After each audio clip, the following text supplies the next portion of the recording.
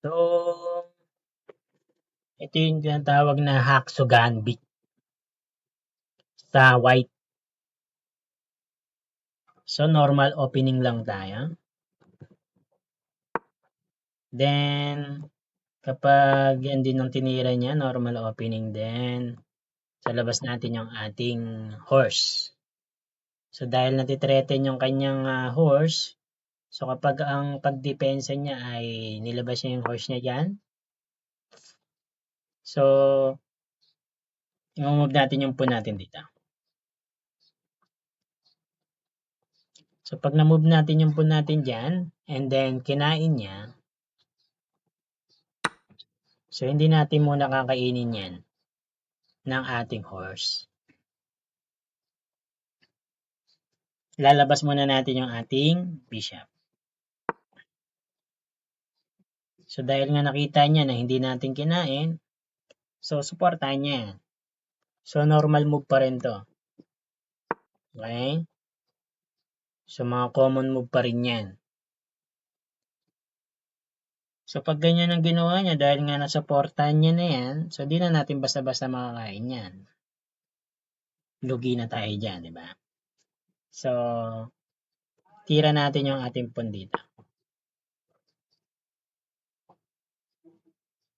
Then, kapag kinain niya na yan, ng kanyang pawn, so, nagsimula na yung gambit natin. Nagpakain na tayo ng pawn. Then, magpapakain pa rin tayo ng ating bishop. Check natin. Yan. Then, kapag kinain niya ng kanyang king, dyan na magsisimula yung pag-atake natin. So, kinain niya, dahil nga mukhang libre, di ba? Gambit nga eh. So, magsa-sacrifice talaga tayo.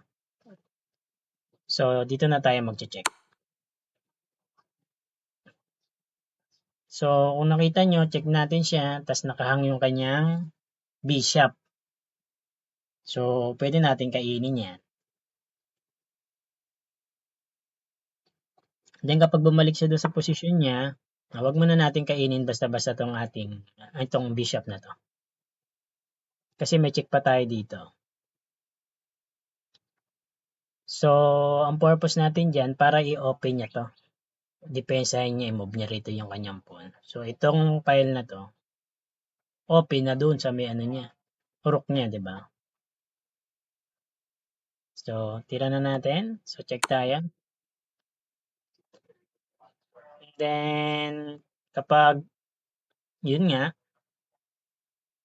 tinira niya yung kanyang pawn dyan para depensahan yung kanyang king. So, pwede na natin kainin yung kanyang bishop.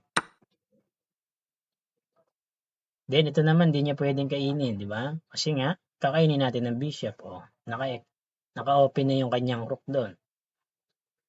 So, pwede na natin makain yun pag di niya na-depensahan, di ba? So, kapag random move niya, tinira niya yung pawn niya, para nga syempre ma-open niya yung kanyang malabas niya, ma-develop niya yung kanyang bishop, mapaalis na niya yung ating queen dito. So, pwede na natin kainin yung pawn niya doon. Yan, nakahang na yung kanyang rook doon. Then, depensa niya yan. So, pwede niyang i-move yung kanyang queen dito, o kaya yung kanyang horse. So, doon na nagsimula yung gambit natin. So, kapag mapansin nyo sa ating bar, mataas na tayo. +1 na tayo sa bar. So, ibig sabihin, mas mataas na yung chance natin na manalo. Kasi mas lamang na tayo sa positioning dito. So, dahil nga natitreaten, pakita natin kasi nga may threat na rito eh. Mas tataas pa yung ating rito, chance of winning. So, pwede niyang itira yung kanyang horse dyan.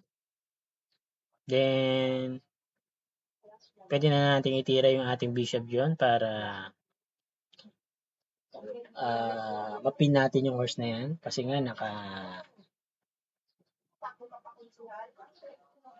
mapipin natin yan kasi nga makakain natin yung kanyang queen dyan. Pag tinira natin, okay pa pwede rin tayong castling na para shape na tayo. So, random move na lang to. Ayan, tira natin para mapakita pa natin na lamang na talaga tayo. Then, syempre, susuportahan niya yan o support niya ng kanyang rook. And then, kapag ganyan ang nangyari, pwede tayong mag-castling na. Marami na tayong threat. Pwede na natin ilagay dito yung ating rook, develop yung ano natin, horse, then eventually, pwede nating i-push yung ating pawn dyan. So, lamang na tayo.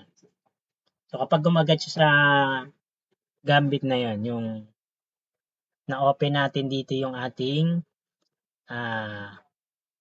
yung file na to para sa queen natin. Then nga, isa-sacrifice natin dun yung ating bishop. Then, machi-check natin siya dyan. So, pag ganun yung nangyaring mga sitwasyon. So, yun yung mga pwede nating gamitin. Kasi minsan, kahit na magaling yung kalaban natin, kapag hindi sila particular sa mga opening, so, yun. Lalo sa mga ganyang gambit. So, naiisan pa rin sila. So, yun. Salamat sa mga nanood at nakinig. Sana nakatulong tayo sa inyo. So, salamat.